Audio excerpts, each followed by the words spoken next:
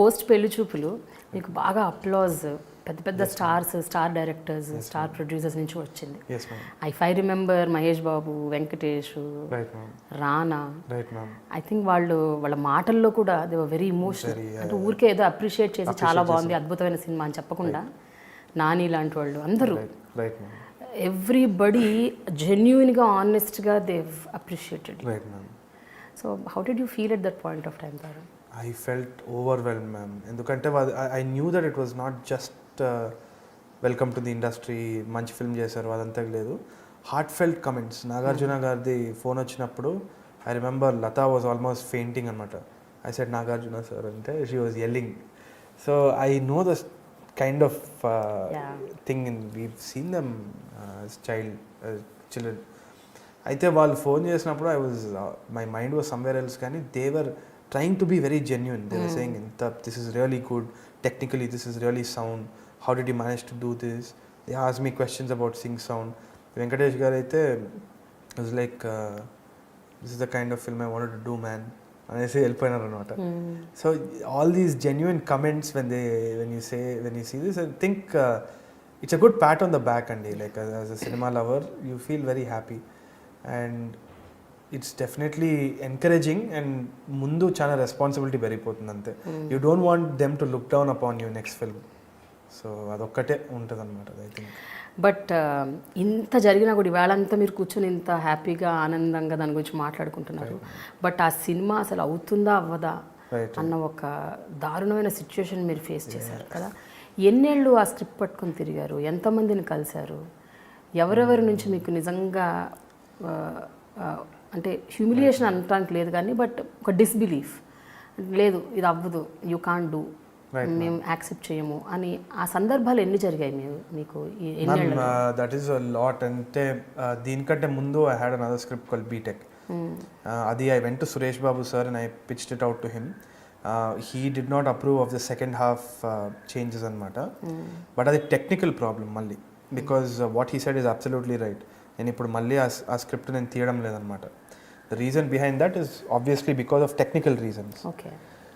So theatrically ఇది work అవ్వదు అనేసి వీ డిబేటెడ్. దానికి ఒక 4-5 months అవుతుంది. It's a process that happens. At the same time Rammohan garu, Ashta Chamma producer, he called me and the first time I narrated the script, he patted on the back and he said, "Arey, this is beautiful. No, ekkadiko veltavu babu adi idi" అని చెప్పేసి. And I sat with him and I worked with him for another script. Then he said, "No, Tharun, let's do a rom-com."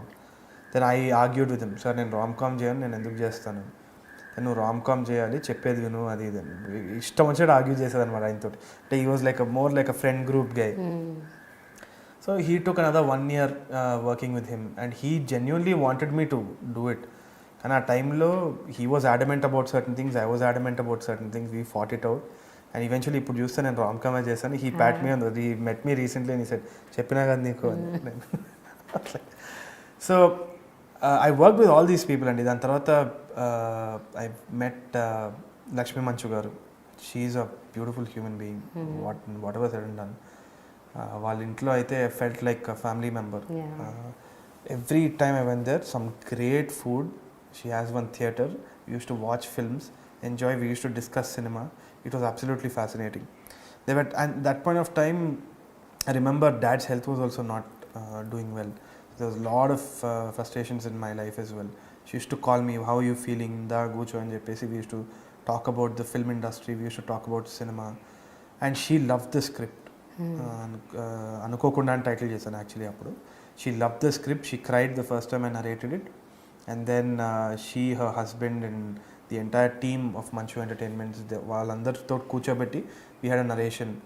Vamsi గారు, he was I think one film direct చేశారు మా లక్ష్మీ గారితో. So all of them were there, all of them supported me, all of them kind of wanted to push the film together because of certain commitments. She had a TV show coming in. Okay. And she also had the other things which are placed, and at that point of time Dad passed away. It was a huge blow. I remember crying to her on the phone. I cried like a baby, and she also cried. She said, "Whatever you want, whatever you need, you call up the office and you come and do this." So after that I had to tell her that, "Ma'am, I cannot wait.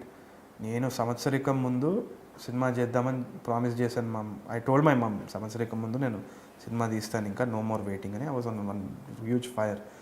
So I had to forcefully back out. She never wanted me to leave.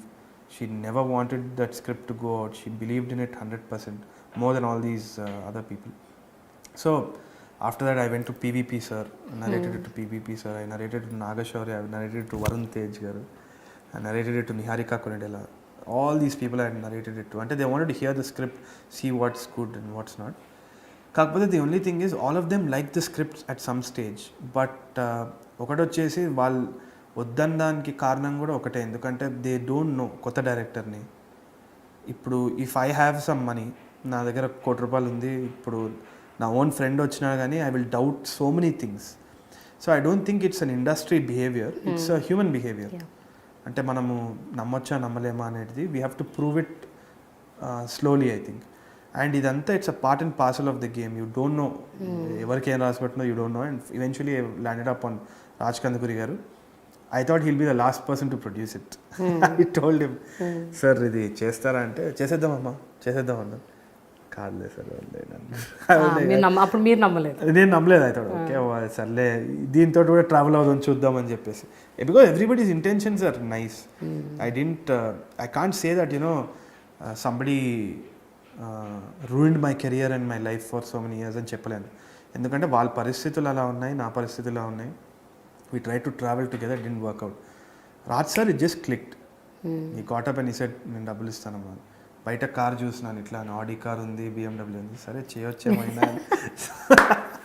Audi car BMW చూసేసి decide అయిపోయారా? And Raj sir has all these glamorous photos అన్నమాట. He is dressed up nicely, he is like a young guy with all these cars.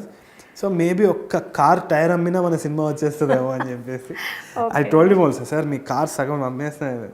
So I still joke with him like that, but he's a movie lover and he's faced so many insults as well, papam, more than me.